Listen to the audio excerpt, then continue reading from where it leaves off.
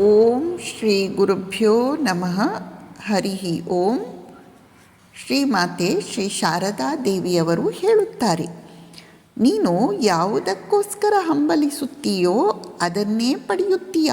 ಎಂದರೆ ನಾವು ಜ್ಞಾನ, ಭಕ್ತಿ, ವಿವೇಕ, ವೈರಾಗ್ಯ, ಮೋಕ್ಷ, ಪ್ರೇಮ ಇವುಗಳಲ್ಲಿ ಯಾವುದನ್ನು ಬಯಸುತ್ತೇವೆಯೋ ಅದನ್ನೇ ಪಡೆಯುತ್ತೇವೆ. ನಮ್ಮ ಬಯಕೆಗೆ ಅಂತಹ ಒಂದು ಅದ್ಭುತ ಶಕ್ತಿ ಇದೆ. ಅದು ನಮಗೆ ಇಷ್ಟ ವಸ್ತುವನ್ನು ಲಭಿಸುವಂತೆ ಮಾಡಿಬಿಡುತ್ತದೆ. ಮತ್ತೆ ಹೇಳುತ್ತಾರೆ, ಮಗು, ಈ ಪ್ರಪಂಚ ಎನ್ನುವುದು ಒಂದು ಆಳವಾದ ಜೌಗು ನೆಲ ಇದ್ದ ಹಾಗೆ. ಒಮ್ಮೆ ಮನುಷ್ಯ ಅದರಲ್ಲಿ ಸಿಕ್ಕಿಕೊಂಡ ಅಂದರೆ ಮತ್ತೆ ಮೇಲೆದ್ದು ಬರುವುದು ಬಹಳ ಕಷ್ಟ. ಭಗವಂತನ ನಾಮವನ್ನು ಜಪಿಸುತ್ತಿರು. ಹಾಗೆ ಮಾಡಿದರೆ ಭಗವಂತ ಒಂದು ದಿನ ನಿನ್ನೆಲ್ಲ ಬಂಧನಗಳನ್ನು ತೆಗೆದುಹಾಕುತ್ತಾನೆ. ಮಗು, ಸ್ವತಃ ಭಗವಂತನೇ ಬಂಧನವನ್ನು ತೆಗೆದುಹಾಕದಿದ್ದರೆ ಯಾರಿಗಾದರೂ ಮುಕ್ತಿ ಸಿಗಲು ಸಾಧ್ಯವೇ? ಶ್ರೀರಾಮಕೃಷ್ಣರಲ್ಲಿ ಶ್ರದ್ಧೆ ಇಡು. ಮಕ್ಕಳಿಗೆ ತಂದೆ ತಾಯಿ ಹೇಗೋ ಹಾಗೆ ಅವರೇ ನಿನ್ನ ಆಶ್ರಯವೆಂದು ತಿಳಿ. ಇಷ್ಟೊಂದು ಜಪ ಮಾಡಿದೆ, ಅಷ್ಟೊಂದು ಕೆಲಸ ಮಾಡಿದೆ ಎಂದೆಲ್ಲ ನೀನು ಹೇಳಬಹುದು. ಆದರೆ ಅದರಿಂದ ಏನೂ ಆಗುವುದಿಲ್ಲ. ಮಹಾಮಾಯೆ ದಾರಿ ಬಿಟ್ಟು ಕೊಡದಿದ್ದರೆ ಯಾರೂ ಏನನ್ನೂ ಮಾಡಲು ಸಾಧ್ಯವಿಲ್ಲ. ಮಗು, ಶರಣಾಗು. ಆಗ ಮಾತ್ರ ಆಕೆ ಕೃಪೆಯಿಟ್ಟು ದಾರಿ ಬಿಟ್ಟು ಕೊಡುತ್ತಾಳೆ.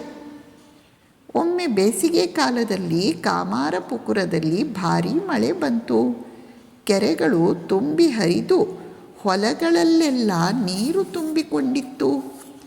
ಶ್ರೀರಾಮಕೃಷ್ಣರು ಹಾಗೆ ನೀರಿನ ಮಧ್ಯದಲ್ಲೇ ದಾರಿ ಮಾಡಿಕೊಂಡು ಹರಿಜನರ ಕೇರಿಯ ಪಕ್ಕದಲ್ಲಿ ಹೋಗುತ್ತಿದ್ದರು. ಮೀನುಗಳು ಕೆರೆಯಿಂದ ಹೊರಕ್ಕೆ ಬರುತ್ತಿದ್ದವು. ಜನ ಅವುಗಳ ಸುತ್ತ ಸೇರಿಕೊಂಡು ಹಿಡಿದು ಹೊಡೆಯಲು ಪ್ರಯತ್ನಿಸುತ್ತಿದ್ದರು. ಒಂದು ಮೀನು ಈಜಿಕೊಂಡು ಶ್ರೀರಾಮಕೃಷ್ಣರ ಪಾದದ ಬಳಿ ಬಂತು.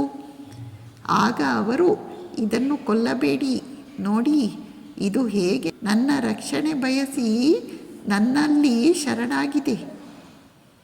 ಇದನ್ನು ನಿಮ್ಮಲ್ಲಿ ಯಾರಾದರೂ ಹಾಲ್ದಾರ ಪುಕುರಕ್ಕೆ, ಅಂದರೆ ಒಂದು ಕೊಳದ ಹೆಸರು, ಹಾಲ್ದಾರ ಪುಕುರಕ್ಕೆ ತೆಗೆದುಕೊಂಡು ಹೋಗಿ ಬಿಡುವುದಾದರೆ ಒಳ್ಳೆಯದು ಎಂದು ಹೇಳಿ ಆಮೇಲೆ ಅದನ್ನು ತಾವೇ ಆ ಕೆರೆಗೆ ಬಿಟ್ಟರು.